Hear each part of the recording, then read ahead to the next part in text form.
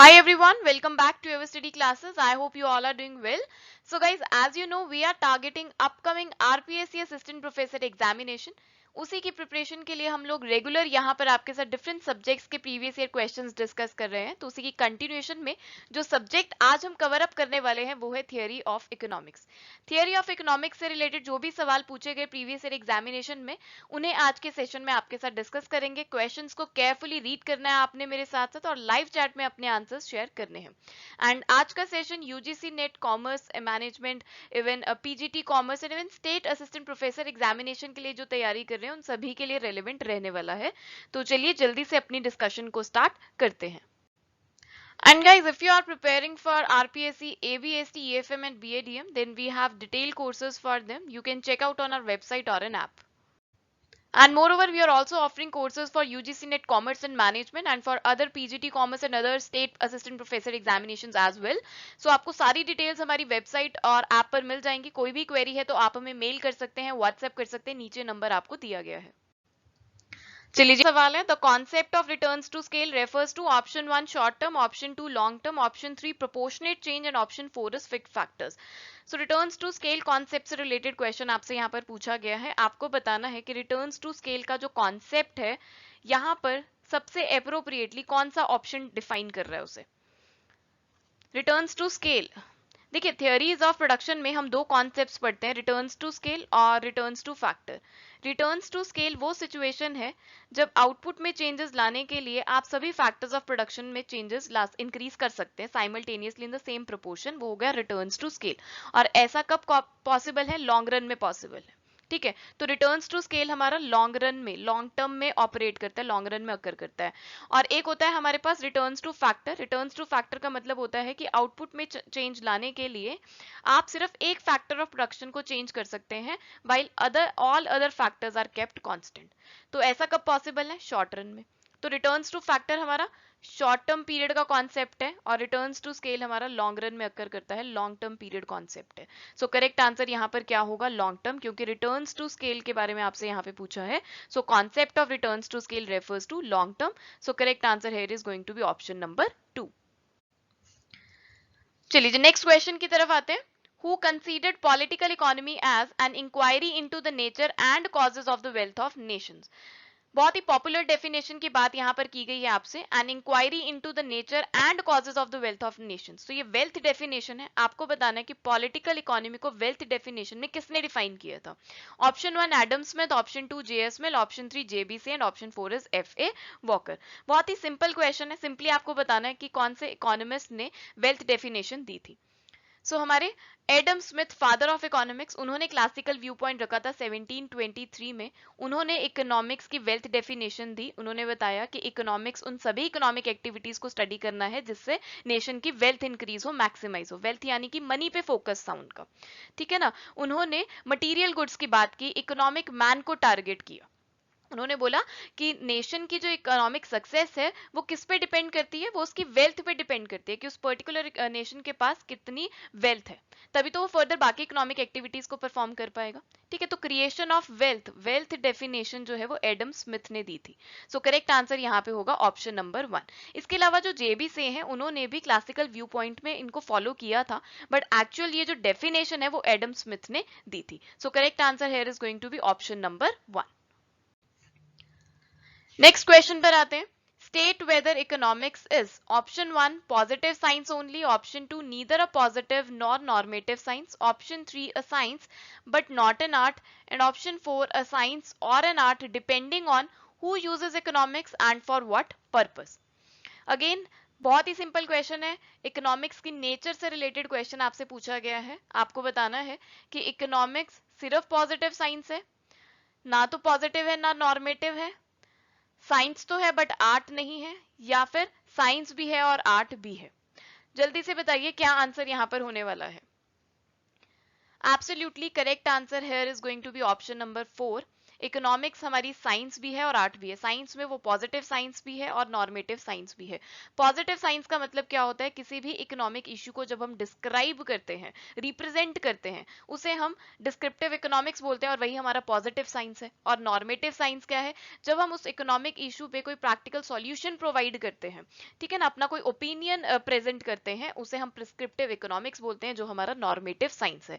और इकोनॉमिक्स हमारा आर्ट भी है, यानी कि कोई भी प्रैक्टिकल एप्लीकेशन करना, किसी भी साइंटिफिक मेथड की एप्लीकेशन, साइंटिफिक मेथड की एप्लीकेशन करना, प्रैक्टिकल एप्लीकेशन करना किसी भी इकोनॉमिक इशू पर, वो इकोनॉमिक्स एज एन आर्ट कहलाया जाता है। तो इकोनॉमिक्स हमारा साइंस भी है और आर्ट भी है। यहाँ पर एक्सप्लेनेशन में देखिए बहुत ही अच्छे पॉइंट्स लिखे गए हैं। इकोनॉमिक्स जो है उसे साइंस बोला जाता है like any other sciences because it has its own generalisation.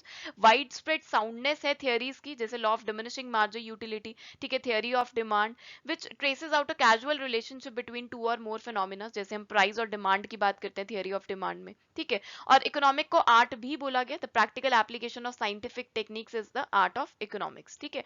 और देखिए यहाँ पे क्या लिखा है, it is considered as the newest of the science and oldest of the arts and the queen of all the social sciences, ठीक है। Economics को क्या बोला गया है, it is the newest of the science, science है, positive भी है, नॉर्मेटिव भी है, and oldest of the arts यानी कि practical application, and the queen of all the social sciences, यानी कि बहुत सारे फिनोमिना जो है इकोनॉमिक्स के थ्रू डिफाइन किए जाते हैं, उसके थ्रू उनके ऊपर कुछ प्रॉब्लम्स पे काम किया जाता है। So correct answer here is going to be option number 4।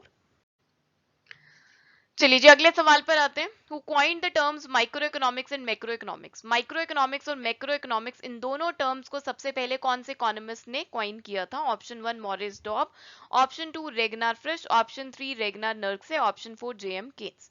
Simply आपको इकोनॉमिस्ट का नेम बताना है। देखिए कुछ इंपॉर्टेंट टर्म्स हैं, कुछ इंपॉर्टेंट डेफिनेशंस हैं, लॉज हैं, थियरीज हैं, जिन पे फ्रीक्वेंटली सवाल पूछे जाते हैं, तो उनके एसोसिएटेड इकोनॉमिस्ट आपने याद रखने, क्योंकि इनसे रिलेटेड 3-4 सवाल एग्जामिनेशन में पूछ लिए जाते हैं। सो अगर आपको याद होते हैं ना, तो आप बहुत इजीली क्वेश्चन अटेम्प्ट कर पाते हैं और फ्री के नंबर होते हैं ऐसे क्वेश्चन में, ठीक है ना। सो माइक्रो इकोनॉमिक्स और मैक्रो इकोनॉमिक्स को रेगनार फ्रिश ने डिफाइन किया था। माइक्रो इकोनॉमिक्स उन्होंने बताया कि जब इकोनॉमिक्स के इश्यूज को इंडिविजुअल लेवल पर स्टडी किया जाता है तो उसे माइक्रो इकोनॉमिक्स बोला जाता है। और जब इकोनॉमिक्स को हम as a whole, economy as a whole जब हम स्टडी करते हैं तो उसे मैक्रो इकोनॉमिक्स बोला जाता है, ठीक है। ये आपको बहुत अच्छे से पता है माइक्रो इकोनॉमिक्स और मैक्रो इकोनॉमिक्स। सो करेक्ट आंसर यहाँ पे ऑप्शन नंबर 2 है, रेगनार फ्रिश है, इन्होंने इन दोनों टर्म्स को डिफाइन किया था। चलिए नेक्स्ट क्वेश्चन पर आते हैं। माइक्रो इकोनॉमिक्स यूजेस, अभी लास्ट क्वेश्चन ने माइक्रो इकोनॉमिक्स और मैक्रो इकोनॉमिक्स कौन से इकोनॉमिस्ट ने सबसे पहले कॉइन किया था उसकी बात की। अब आपसे पूछा है कि माइक्रो इकोनॉमिक्स कौन सा मेथड यूज करता है। Option 1 slicing method, option 2 lumping method, option 3 monetary analysis, option 4 income analysis. So आपको बताना है कौन सा मेथड माइक्रो इकोनॉमिक्स यूज करता है। सो अगर आप इन दोनों मेथड्स को इन जनरल वे डिकोड करोगे तो आप बहुत इजीली बता सकते हो कि माइक्रो इकोनॉमिक्स कौन सा मेथड यूज करता है। तो देखिए स्लाइसिंग मेथड, हम पिज्जा के स्लाइसेस की बात करते हैं ना, है ना, पिज्जा, ये फुल पिज्जा को हम डिफरेंट स्लाइसेस में डिवाइड कर देते हैं।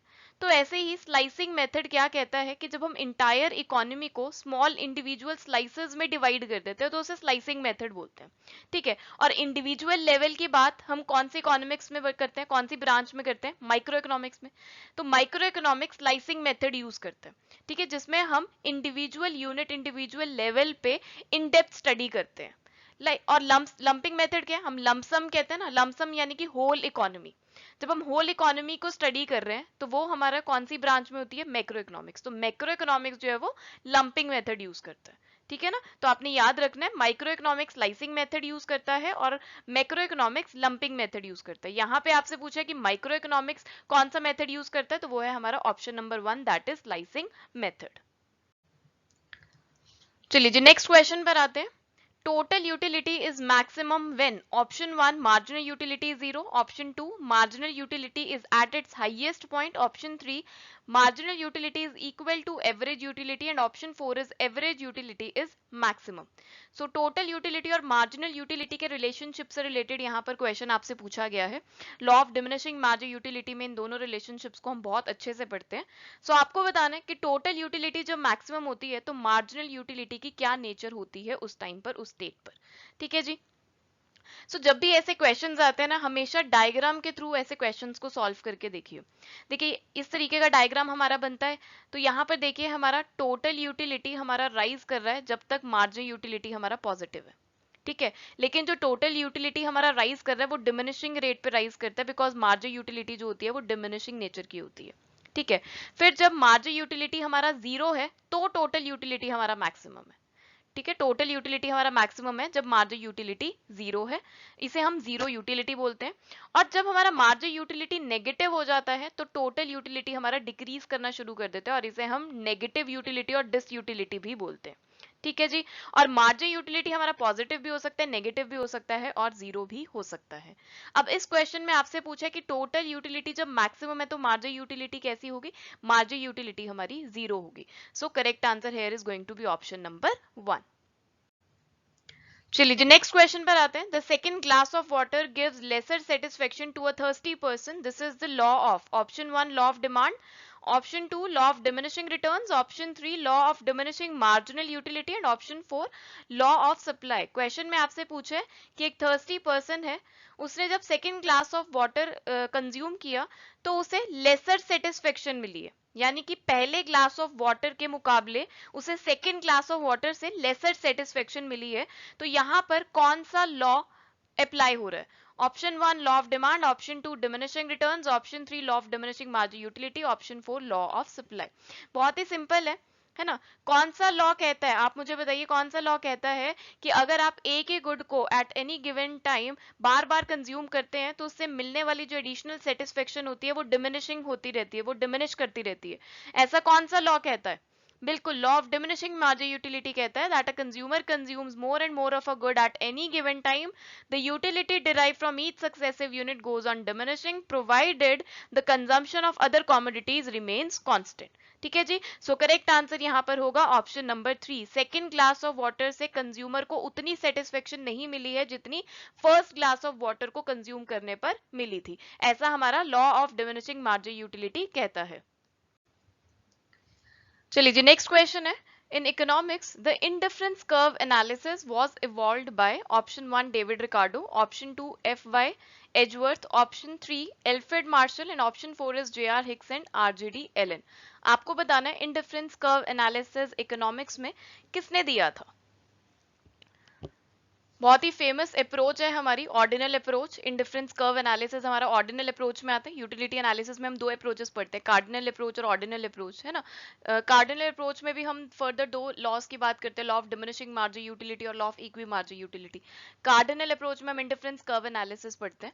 इंडिफरेंस कर्व एनालिसिस आपसे पूछे कि किसने दिया था? बिल्कुल जी, इंडिफरेंस कर्व एनालिसिस हमारा J R Hicks and R J D Allen ने दिया था। So correct answer here is going to be option number 4। चलिए जी next question is, in the case of an inferior goods the income elasticity of demand is. Inferior goods के case में income elasticity of demand कैसी होती है? Option 1 positive, option 2 0, option 3 negative, option 4 infinite. So देखिए, अगर consumer की income बढ़ती है तो इंफीरियर गुड्स की डिमांड कम हो जाएगी। बट ऑब्वियस है ना कि कंज्यूमर की जब इनकम बढ़ रही है, उसकी परचेजिंग पावर बढ़ रही है ना, उसकी रियल इनकम बढ़ रही है, तो वो अल्टीमेटली क्या करेगा? वो अल्टीमेटली नॉर्मल गुड्स की तरफ स्विच करेगा, तो इंफीरियर गुड्स की डिमांड कम हो जाएगी। तो यहाँ पे कैसा रिलेशन है इनकम और क्वांटिटी डिमांडेड में? नेगेटिव रिलेशन है। इन द सेम केस अगर इनकम कम हो जाती है कंज्यूमर की तो उसकी परचेजिंग पावर कम हो जाएगी, तो ऑब्वियस है कि वो इंफीरियर गुड्स की डिमांड ही करेगा, इंफीरियर गुड्स की डिमांड को ही बढ़ाएगा, क्योंकि उसकी परचेजिंग पावर इतनी नहीं है कि वो नॉर्मल गुड्स को परचेज कर पाए, ठीक है। तो वो ज्यादा इंफीरियर गुड्स कंज्यूम करेगा। तो यहाँ पे कैसा रिलेशनशिप है? नेगेटिव रिलेशनशिप है। तो इनकम इलास्टिसिटी ऑफ डिमांड कैसी होगी इंफीरियर गुड्स के केस में? नेगेटिव होगी। So correct answer here is going to be option number 3। Now moving forward to the next question. When elasticity of demand is high, margin revenue is. Elasticity of demand जब ज्यादा है, greater than 1 है, तो margin revenue कैसा होता है? Option 1 positive, option 2 negative, option 3 0, option 4 low. So elasticity of demand और margin revenue के रिलेशनशिप से रिलेटेड आपसे क्वेश्चन पूछे। सो अगेन डायग्राम के थ्रू ही देखिए यहाँ पर क्या रिलेशनशिप सही बैठता है हमारा। सो देखिए ये हमारा डिमांड कर्व है, एवरेज रिवेन्यू कर्व भी बोलते हैं इसे, और ये हमारे पास मार्जिन रिवेन्यू कर्व है। सो देखिए जब हमारा elasticity of demand greater than 1 है तो मार्जिन रिवेन्यू हमारी पॉजिटिव है। जब हमारा elasticity of demand equal to 1 है तो मार्जिन रिवेन्यू हमारी 0 है, और जब elasticity of demand less than 1 है तो मार्जिन रिवेन्यू हमारा नेगेटिव। सो क्वेश्चन में आपसे पूछा है elasticity of demand is high यानी कि ग्रेटर देन 1, तो मार्जिन रिवेन्यू कैसा होता है? पॉजिटिव होता है। So correct answer here is going to be option number 1। चलिए जी अगला सवाल, a single and uniform price is a feature of which form of market structure? Single और यूनिफॉर्म प्राइस कौन से मार्केट स्ट्रक्चर में चलता है? Option 1 monopoly, option 2 monopolistic competition, option 3 oligopoly, option 4 perfect competition. जल्दी बताइए कौन से मार्केट स्ट्रक्चर में यूनिफॉर्म प्राइस चलता है? बिल्कुल परफेक्ट कंपटीशन। परफेक्ट कंपटीशन में जो फर्म्स होते हैं वो प्राइस टेकर होते हैं, ठीक है। डिमांड एंड सप्लाई वाला मैकेनिज्म ऑपरेट करता है, जहां पे डिमांड एंड सप्लाई इंटरसेक्ट करते हैं वही प्राइस जो है फॉलो करना पड़ता है फर्म्स को, ठीक है। यूनिफॉर्म प्राइस चलता है हमारा। परफेक्ट कंपटीशन, यहाँ पे जो हमारा डिमांड कर्व होती है वो कैसी होती है? Horizontal parallel to the X axis, perfectly elastic होती है, ठीक है ना। मोनोपोली में क्या होता है? मोनोपोली में, मोनोपोलिस्टिक में और ओलिगोपोली में जो फर्म्स होती हैं वो प्राइस मेकर होती हैं, बट ओलिगोपोली में क्या होता है? इंटरडिपेंडेंट बिहेवियर होता है। मोनोपोली में भी प्राइस मेकर होते हैं लेकिन कुछ कंस्ट्रेंट्स हैं, कौन से? डिमांड कर्व के और पॉसिबल कुछ रेगुलेशंस के। और मोनोपोलिस्टिक कंपटीशन में भी आपको कंपटीशन लिमिट्स को ध्यान में रखना पड़ता है, उसे अकॉर्डिंग आप प्राइसिंग पावर जो आप अपनी ऑपरेट करते हैं, ठीक है। बट यूनिफॉर्म प्राइस की बात इस क्वेश्चन में की गई है, तो यूनिफॉर्म प्राइस हमारा परफेक्ट कंपटीशन में चलता है। So correct answer here is going to be option number 4। चलिए आगे बढ़ते हैं। नेक्स्ट क्वेश्चन हमारे पास है, demand will have greater influence on price in? Demand का सबसे ज्यादा इन्फ्लुएंस प्राइस पर कौन से पीरियड में होता है? Option 1 the short period, option 2 the market period, option 3 the long period, option 4 is the secular period. काफी इंटरेस्टिंग क्वेश्चन है। आपको पता है कि एल्फ्रेड मार्शल ने प्रोडक्ट की प्राइसिंग को 4 टाइम पीरियड्स में डिवाइड किया हुआ है। Number 1 is the market period, जिसे वेरी शॉर्ट पीरियड भी बोला जाता है। Number 2 is the short period, number 3 is the long period, and number 4 is the secular period, जिसे वेरी लॉन्ग पीरियड भी बोला जाता है। अब आपसे क्वेश्चन में पूछा है कि प्राइस पर डिमांड का सबसे ज्यादा इन्फ्लुएंस कौन से पीरियड में होता है? जल्दी बताइए क्या आंसर यहां पर होने वाला है? Very good, share your answers. बिल्कुल जी, मार्केट पीरियड में डिमांड का सबसे ज्यादा इंफ्लुएंस प्राइस पर होता है, बिकॉज मार्केट पीरियड वो वेरी शॉर्ट पीरियड है जहां पर सप्लाई जो होती है वो फिक्स होती है। अब सप्लाई फिक्स है तो प्राइस कैसे डिटरमाइन होगा? प्राइस डिमांड की हेल्प से डिटरमाइन होता है।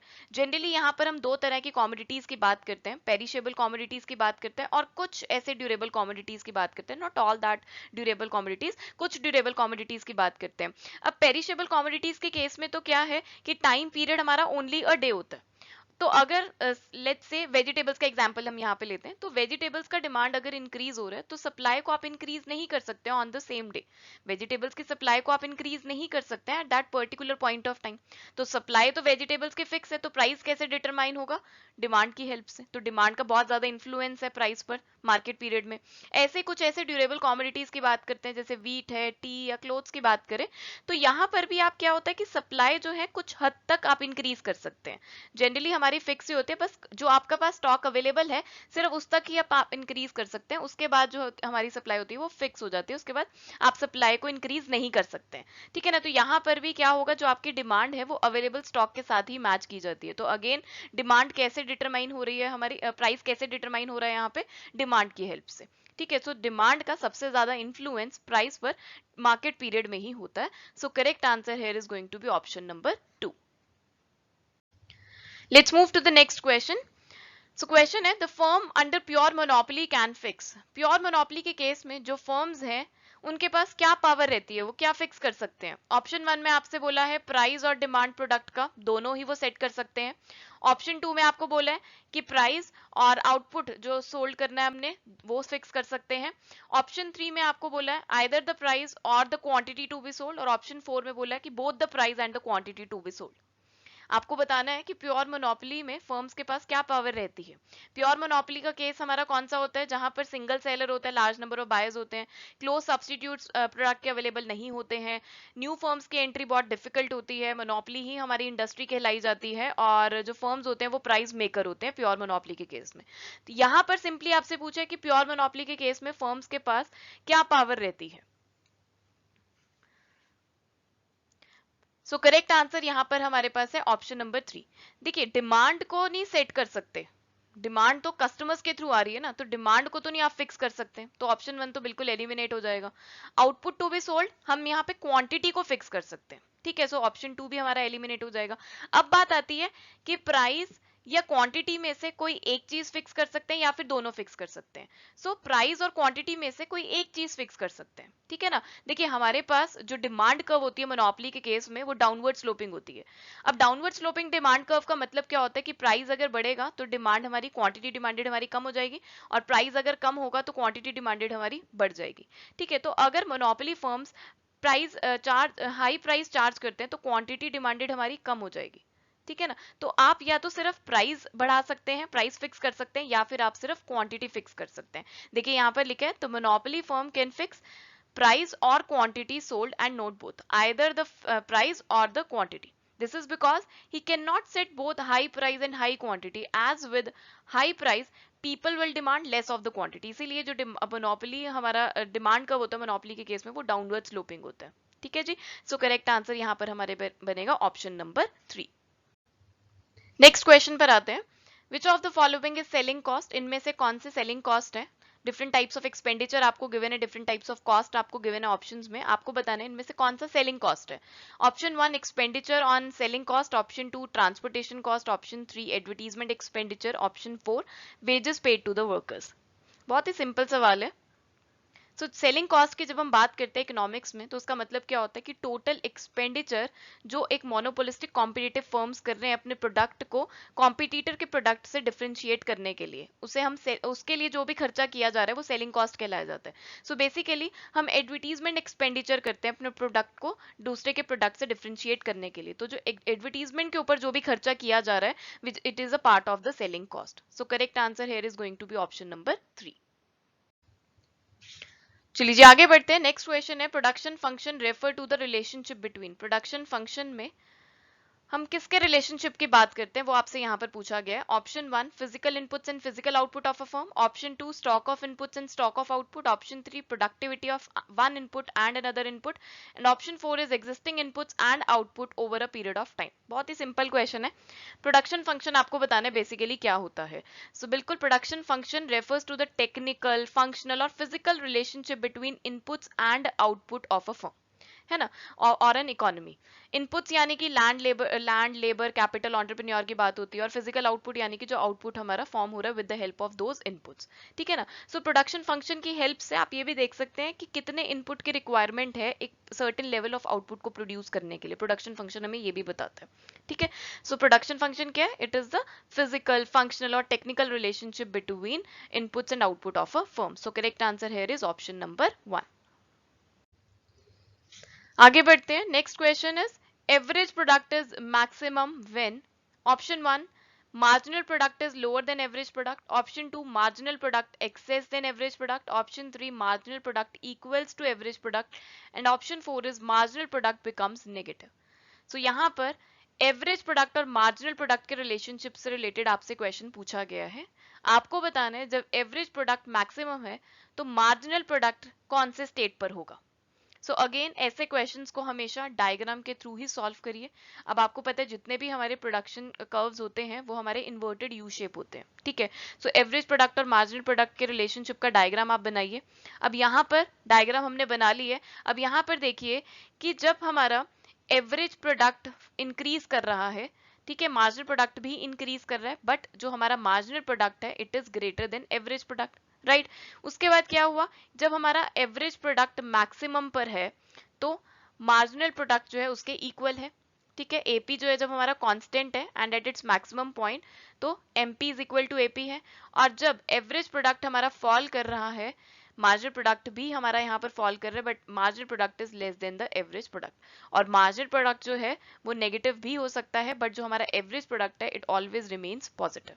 अब आपसे क्वेश्चन ने पूछा है कि average product is maximum, average product maximum है तो यहाँ पर मार्जिनल प्रोडक्ट एवरेज प्रोडक्ट के इक्वल होगा। सो करेक्ट आंसर यहाँ पर बनेगा हमारा ऑप्शन नंबर 3। चलिए जी अगला सवाल है, Under the law of variable proportions, the firm would like to operate in the following stage. Option 1 stage 1, option 2 stage 2, option 3 stage 3 and option 4 all of the above. आपको बताना है कि लॉ ऑफ वेरिएबल प्रोपोर्शन के according firms जो है वो कौन से स्टेज पर ऑपरेट करना चाहती है। एक रैशनल प्रोड्यूसर जो है हमेशा वो कौन से स्टेज पर ऑपरेट करना चाहता है, कौन से स्टेज पर प्रोडक्शन करना चाहता है। जल्दी बताइए क्या आंसर होने वाला है। बिल्कुल जी, एक रैशनल प्रोड्यूसर जो है वो हमेशा सेकंड स्टेज पर ऑपरेट करना चाहता है, बिकॉज सेकंड स्टेज जो होता है वो हमारा डिमिनिशिंग रिटर्न्स वाला स्टेज होता है, और यहाँ पर जो टोटल प्रोडक्ट होता है वो मैक्सिमम होता है और मार्जिनल प्रोडक्ट हमारा पॉजिटिव होता है। ठीक है जी, स्टेज 1 पर वो ऑपरेट नहीं करना चाहता, क्योंकि स्टेज 1 पर क्या होता है कि मार्जिनल प्रोडक्ट हमारा इंक्रीज करता है with increase in the variable factors. तो फर्म्स जो है वो और ज्यादा यूनिट्स इंप्लॉय करते हैं ताकि फिक्स फैक्टर्स को यूटिलाइज कर सके, तो वो फर्दर एक्सपैंड करना चाहते हैं, वो रुकते नहीं है स्टेज 1 पर। और स्टेज 3 तो हमारा वैसे नेगेटिव रिटर्न्स वाला होता है, क्योंकि मार्जिनल प्रोडक्ट हमारा नेगेटिव हो जाता है, टोटल प्रोडक्ट हमारा डिक्लाइन करना शुरू कर जाता है, तो कॉस्ट जो होती है वो हमारी ज्यादा होती है रिवेन्यू से। यहाँ पर स्टेज पे नेगेटिव रिटर्न्स है, तो हमेशा एक रैशनल प्रोड्यूसर जो होता है वो सेकंड स्टेज पर ऑपरेट करना चाहता है, because total product is maximum and marginal product of each variable factor is positive. ठीक है जी, सो करेक्ट आंसर यहाँ पर होगा option number 2, that is stage 2। चलिए जी अगला सवाल है, तो concept of marginal cost is closely related to the following. Marginal cost का जो कॉन्सेप्ट है वो इनमें से कौन से कॉस्ट कॉन्सेप्ट से रिलेटेड है। Option 1 variable cost, option 2 fixed cost, option 3 opportunity cost, option 4 is economic cost. बहुत ही सिंपल क्वेश्चन है। मार्जिनल कॉस्ट का कॉन्सेप्ट इनमें से कौन से कॉस्ट कॉन्सेप्ट से रिलेटेड है। आपको पता है मार्जिनल कॉस्ट में हमारी दो कॉस्ट आती हैं, एक फिक्स्ड कॉस्ट होती है और एक वेरिएबल कॉस्ट होती है। अब आपको बताना है, एक ऑप्शन यहाँ पर आपको चूज करना है कि मार्जिनल कॉस्ट का कॉन्सेप्ट जो है सबसे ज्यादा क्लोजली कौन से कॉस्ट कॉन्सेप्ट के साथ रिलेटेड है। बिल्कुल जी, वेरिएबल कॉस्ट के साथ रिलेटेड है। मार्जिनल कॉस्ट का मतलब क्या होता है कि जब एक और यूनिट ऑफ आउटपुट आप प्रोड्यूस कर रहे हैं उससे जो एडिशनल कॉस्ट इंकर हो रही है उसे मार्जिनल कॉस्ट बोलते हैं। ठीक है, और वेरिएबल कॉस्ट क्या होती है कि with the change in the output जो हमारे कॉस्ट में चेंजेस आ रहे हैं वो हमारा वेरिएबल कॉस्ट है। अब मैंने बताया कि मार्जिनल कॉस्ट में फिक्स्ड कॉस्ट भी होती है और वेरिएबल कॉस्ट भी होती है, लेकिन शॉर्ट रन में क्या होता है कि जो हमारी फिक्स्ड कॉस्ट होती है it does not change by producing one extra unit. हमारी जो फिक्स्ड कॉस्ट होती है वो हमारी ओवर रेंज जो है फिक्स रहती है। तो हमारा जो मार्जिनल कॉस्ट है वो इज इंटायरली वेरिएबल कॉस्ट से कॉम्प्राइज्ड होता है। तो इसीलिए जो हमारा मार्जिनल कॉस्ट का कॉन्सेप्ट है वो सबसे क्लोजली वेरिएबल कॉस्ट से ही रिलेटेड है। सो करेक्ट आंसर यहाँ पे होगा ऑप्शन नंबर 1। चलिए जी अगला सवाल, net value added is equal to option 1 payments accruing to factors of production, option 2 compensation to employees, option 3 wages plus rent plus interest and option 4 is value of output minus depreciation. Net value added, net value added पे आने के लिए आप क्या करते हैं, gross value added में से डेप्रीसिएशन लेस करते हैं, है ना। तो इन ऑप्शंस में देखिए करेक्ट आंसर हमारा क्या होगा, value of output minus depreciation. ठीक है, it is obtained by deducting consumption of fixed capital from gross value added. So value of output minus depreciation is equal to net value added. So correct answer यहाँ पे होगा option number 4।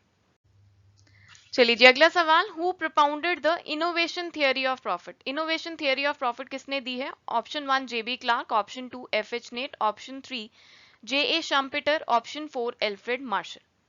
बहुत सारी theories of profit हम पढ़ते हैं और उन सभी थियरीज ऑफ प्रॉफिट के इकोनॉमिस्ट आपको बहुत अच्छे से याद होने जरूरी है एग्जामिनेशन के लिए। यहां पर आपसे पूछा है कि इनोवेशन थियरी ऑफ प्रॉफिट किसने दी है। देखिए जेबी क्लार्क ने तो डायनेमिक थियरी ऑफ प्रॉफिट दी थी, एफ.एच. नेट ने हमें दिया था कि प्रॉफिट जो है वो अनसर्टेन रिवॉर्ड ऑफ अनसर्टेनिटी है, नॉट अ रिस्क बेयरिंग। ठीक है, और जे.ए. शम्पेटर ने इनोवेशन थियरी ऑफ प्रॉफिट दी थी। सो यहाँ पर क्वेश्चन में आपसे पूछा है कि इनोवेशन थियरी ऑफ प्रॉफिट किसने दी है। सो जे.ए. शम्पेटर ने इनोवेशन थियरी ऑफ प्रॉफिट दी है। सो करेक्ट आंसर यहाँ पे होगा ऑप्शन नंबर 3। चलिए जी अगला सवाल, a change in prices affects option 1 gross interest, option 2 net interest, option 3 real rate of interest and option 4 is money rate of interest. A change in prices यानी कि inflation की बात हो रही है, तो इन्फ्लेशन जो है वो किसे अफेक्ट करेगा, ग्रॉस इंटरेस्ट को, नेट इंटरेस्ट को, रियल रेट ऑफ इंटरेस्ट को या फिर मनी रेट ऑफ इंटरेस्ट को। बिल्कुल जी, real rate of interest answer यहाँ पर होगा। रियल रेट ऑफ इंटरेस्ट हम कैसे निकालते हैं, nominal interest rate minus inflation rate. Real interest rate को हम डिफाइन भी इस तरीके से करते हैं कि it is the adjusted nominal interest for inflation, यानी कि नॉमिनल इंटरेस्ट रेट में से जब हम इन्फ्लेशन का रेट माइनस कर देते हैं तो हमारे पास रियल इंटरेस्ट रेट आ जाता है। सो करेक्ट आंसर यहाँ पे होगा ऑप्शन 3। चलिए जी, अगला सवाल है, the net value added method of measuring national income is also known as option 1 census of occupation method, option 2 production method, option 3 expenditure census method and option 4 all of the above. आपको बताना है net value added method one of the method है national income को measure करने का, तो इसे और क्या बोला जाता है? सो जनरली हमारे पास तीन मेजर मेथड्स होते हैं नेशनल इनकम को मेजर करने के। वैल्यू एडेड मेथड, ठीक है, जिसमें हम जीडीपी को कैसे मेजर करते हैं, sum total of the value addition, जो भी वैल्यू एडिशन हुई है यूनिट्स को प्रोड्यूस करने में एक domestic territory of a country में, उसे हम वैल्यू एडेड मेथड बोलते हैं और इसे प्रोडक्शन मेथड भी बोला जाता है। ठीक है, क्योंकि वैल्यू एडिशन जो हो रही है हमारी हर प्रोडक्शन स्टेज पे, वो हमारा वैल्यू एडेड मेथड है। ठीक है, सेकेंड होता है हमारे पास सेंसस ऑफ एक्सपेंडिचर और इसे आउटले मेथड भी बोला जाता है। यहाँ पे हम जीडीपी को कैसे डिटरमाइन करते हैं, total consumption, investment, government spending and net exports. और एक होती है हमारे पास इनकम अप्रोच, जिसमें हम क्या करते हैं, summation of all the factors और primary incomes earned in the production process. ठीक है, यहाँ पे बात की गई है नेट वैल्यू एडेड मेथड की, तो नेट वैल्यू एडेड मेथड को प्रोडक्शन मेथड भी बोला जाता है। So correct answer here is option number 2। चलिए जी, अगला सवाल, the size of marginal propensity to consume is option 1 greater than 1, option 2 1, option 3 0 and option 4 is greater than 0 but less than 1। Marginal propensity to consume की क्या range रहती है, क्या size होता है? होता क्या है marginal propensity to consume? Ratio of change in consumption due to change in income. ठीक है, delta C upon delta Y is called the marginal propensity to consume. अब इसकी रेंज आपसे पूछा है, तो मार्जिनल प्रोपेंसिटी टू कंज्यूम की range क्या होती है? Greater than 0 but less than 1। ठीक है, अब इसका रीजन क्या होता है?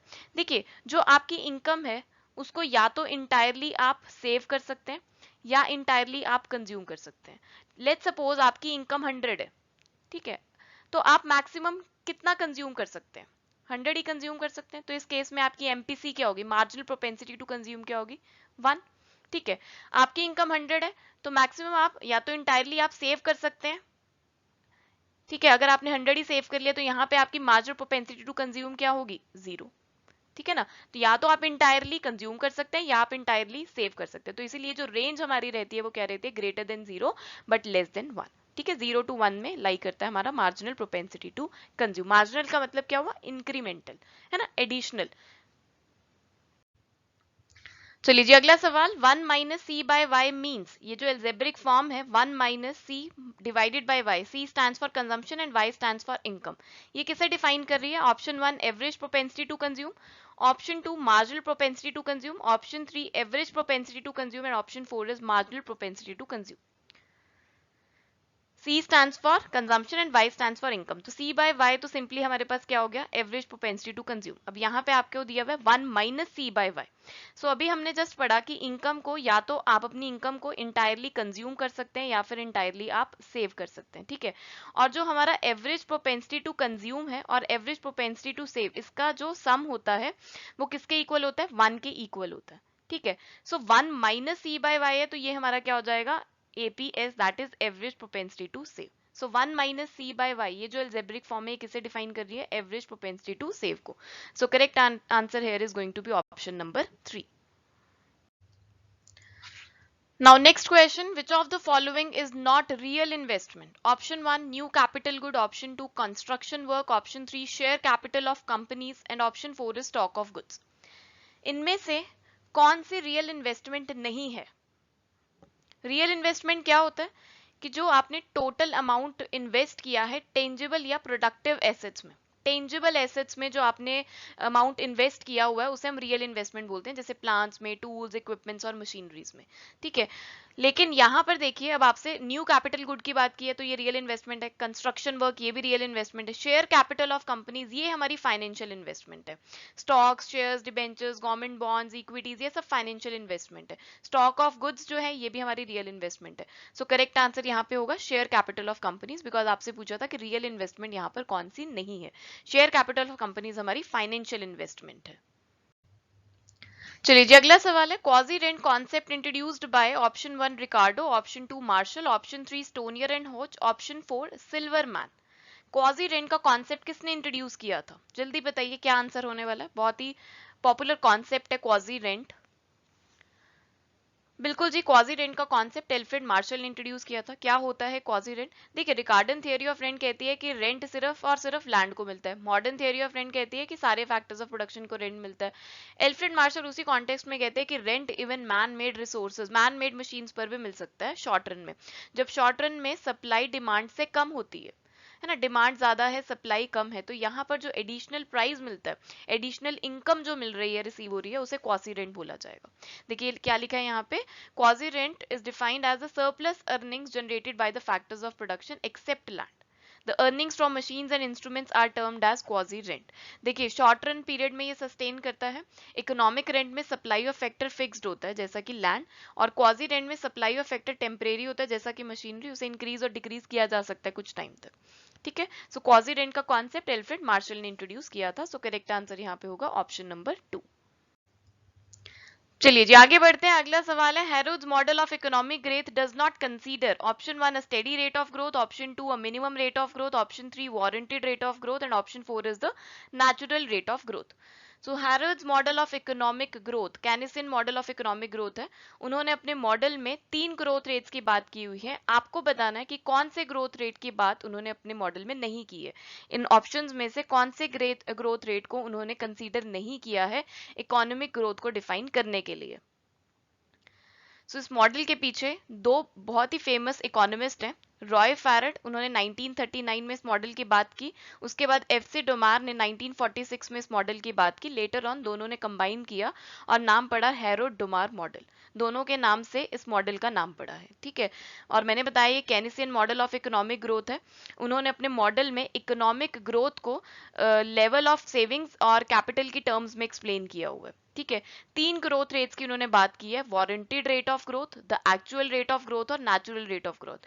वारंटेड रेट ऑफ ग्रोथ में उन्होंने बताया कि सारे के सारे रिसोर्सेज जब फुली यूटिलाइज हो गए, जो आपकी जितनी भी सेविंग्स है वो आपने यूज कर ली है, उसे कैपिटल में कन्वर्ट कर दी है, तो उसे वारंटेड रेट ऑफ ग्रोथ बोला जाता है और इसे full employment rate of growth भी बोला जाता है। Then second one is the actual rate of growth. It is a real rate increase in the country's GDP per year. तो अगर हमने देखना है कि if there is a growth और no growth in the economy, तो हम actual rate of growth को देखते हैं। Then we have natural rate of growth. It is the growth rate that economy requires to maintain full employment. ठीक है ना, कि इतना आपको ग्रोथ रेट चाहिए फुल एम्प्लॉयमेंट को मेंटेन करने के लिए। तो 3 ग्रोथ रेट्स की उन्होंने बात की है, warranted rate of growth, actual rate of growth और natural rate of growth. Minimum rate of growth की बात नहीं की है उन्होंने अपने इस मॉडल में, तो इसीलिए यहाँ पे करेक्ट आंसर हमारा बनेगा ऑप्शन नंबर 2। चलिए जी अगला सवाल है, rent is paid because land has option 1 perfectly elastic supply, option 2 perfectly in elastic supply, option 3 elastic supply and option 4 is highly elastic supply. Land जो है उस पर रेंट पे किया जाता है। ठीक है, अब रेंट जो हम पे कर रहे हैं लैंड पे, तो ऐसे केस में जो लैंड है उसकी नेचर कैसी होगी, perfectly elastic supply, perfectly in elastic supply या फिर हाईली इलास्टिक सप्लाई। आपको पता है जो लैंड होती है उसकी नेचर कैसी होती है, वो फिक्स होती है, उसकी क्वांटिटी फिक्स होती है, because it is a free gift of nature. इसीलिए जो सप्लाई कर्व होता है लैंड का वो कैसा होता है, स्ट्रेट वर्टिकल लाइन होता है। तो सप्लाई ऑफ लैंड जो है वो परफेक्टली इन इलास्टिक होती है, बिकॉज लैंड की डिमांड में चेंज आने से उसकी सप्लाई में चेंज नहीं आता है। रीजन वही कि फ्री गिफ्ट ऑफ नेचर है और क्वांटिटी इसकी फिक्स है। ठीक है जी, तो रेंट जो यहाँ पे किया जा रहा है लैंड के लिए, बिकॉज लैंड जो है वो परफेक्टली इन इलास्टिक सप्लाई होती है उसकी। तो इसमें एक एडिशनल पॉइंट जो आपको याद रखना है वो क्या है, कि ऐसे केस में जो ट्रांसफर अर्निंग्स होती हैं वो जीरो होती हैं।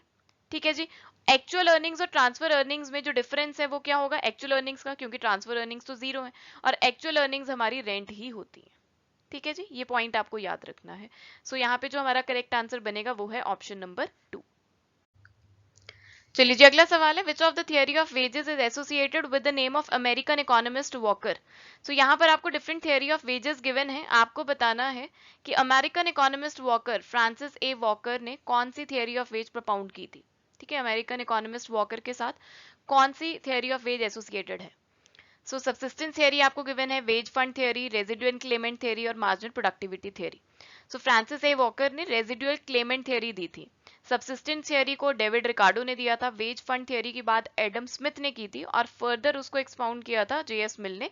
मार्जिनल प्रोडक्टिविटी थियरी जो है फिलिप्स हेनरी एंड क्लार्क ने मिलकर मार्जिनल प्रोडक्टिविटी थियरी को दिया था। सो यहाँ पर आपसे पूछा है, फ्रांसिस ए वॉकर की बात की गई है, तो फ्रांसिस ए वॉकर ने रेजिडुअल क्लेमेंट थियरी प्रोपाउंड की थी। सो करेक्ट आंसर यहाँ पर होगा ऑप्शन नंबर 3। चलिए जी, तो इसी के साथ हमारी आज की डिस्कशन यहाँ पर एंड होती है। आपके साथ आरपीएससी एग्जामिनेशन में थियरी ऑफ इकोनॉमिक्स टॉपिक से जितने भी क्वेश्चंस पूछे गए थे प्रीवियस एग्जामिनेशन में, वो हमने इस सेशन में डिस्कस किया आपके साथ। आई होप आपको डिस्कशन अच्छी लगी होगी। अच्छी लगी है तो प्लीज इस वीडियो को लाइक करिए, ज्यादा से ज्यादा शेयर करिए, और अगर आप चैनल पे नए हैं तो इस चैनल को सब्सक्राइब करिए। चलिए जी, मिलते हैं नेक्स्ट सेशन में। आज के लिए इतना ही। Till then, bye bye, take care and all the best.